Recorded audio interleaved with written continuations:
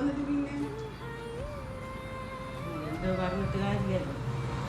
Engagement കാര്യം എന്നോട് പറഞ്ഞിട്ടില്ല. എൻഗേജ്മെന്റ് കഴിഞ്ഞത് പറഞ്ഞിട്ടില്ല. അവനെ വിളിച്ചോ?